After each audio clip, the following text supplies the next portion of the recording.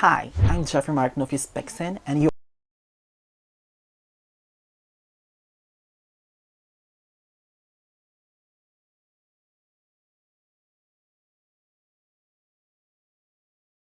If you're new to my channel, I do motivational and educational videos, and if you are interested, consider subscribing and hit the notification bell so that you will be notified every time I upload a new video.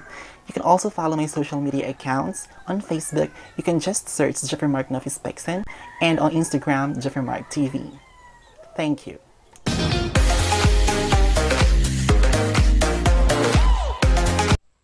A gratifying day, everyone. So today, our lesson is all about the definitions of language. The power of language is immeasurable. Its boundaries are vast and its range is limitless. Language is also as old as the world itself. Since the beginning, creatures, not necessarily human beings, used language for them to communicate and to survive, and up until now, language plays an integral role in our ever-changing, fast-paced life. Indeed, language and language learning developed as fast as civilization. In the olden times, man used language merely for survival. Now, language functions as one important medium of change and innovation.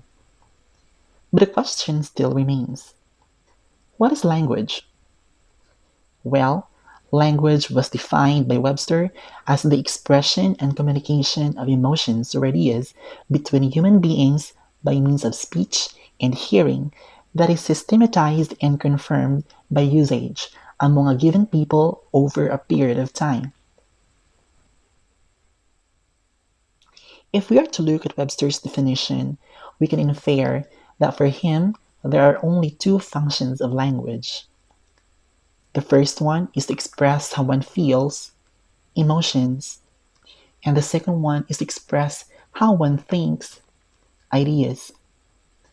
He also made mention two important factors of language: speaking or speech, and listening or hearing. The word systematized in Webster's definition can also be related to grammar, meaning it follows certain rules and systems.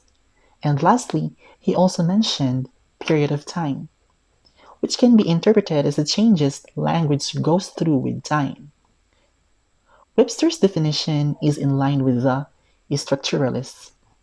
For them, language follows a system, meaning one cannot just mix letters to form words.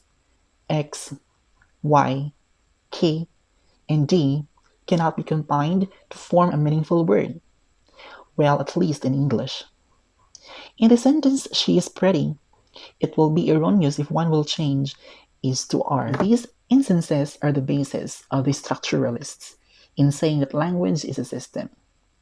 They also believe that language is a means of communication, and with that, no arguments were raised.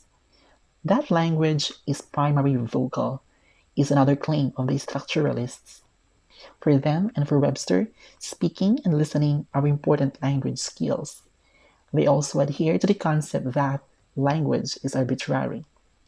For them, language constantly goes through series of innovations, developments, and changes.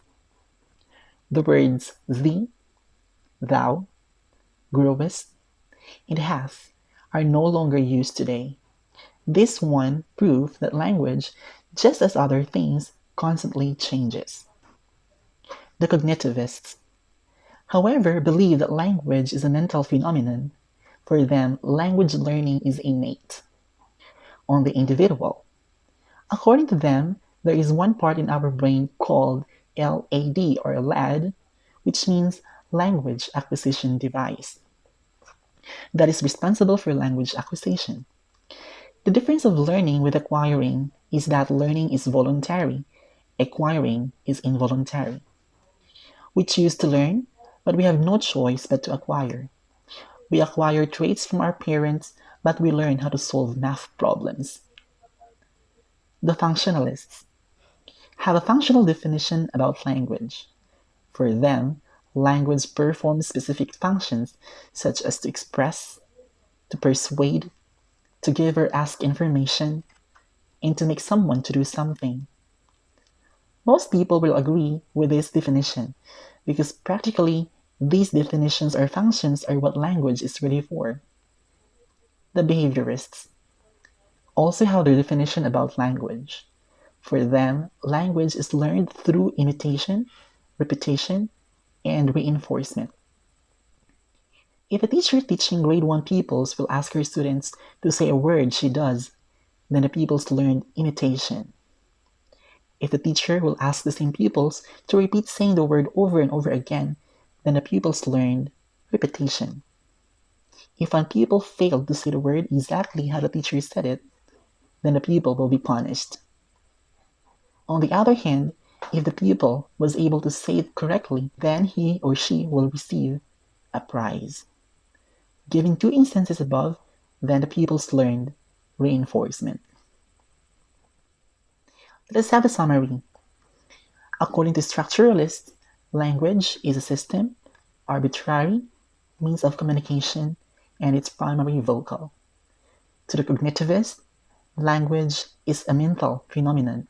It is innate and has a language acquisition device, and it is acquired. To the functionalists, language is to express, to persuade, to give or ask information, and to make someone do something. And for the behaviorist, language is an imitation, repetition, and reinforcement. Got it? Now let us talk about the nature of language. There are 6 nature of language that we have in this video. First one, language is a combination of sounds. Next is words have meanings. Language follows a grammatical structure. Language is an oral system. Language can die and be extinct. And language can be diverse. We also have the characteristics of language, and these are 6. Language is dynamic. It has levels. It is a means of communication.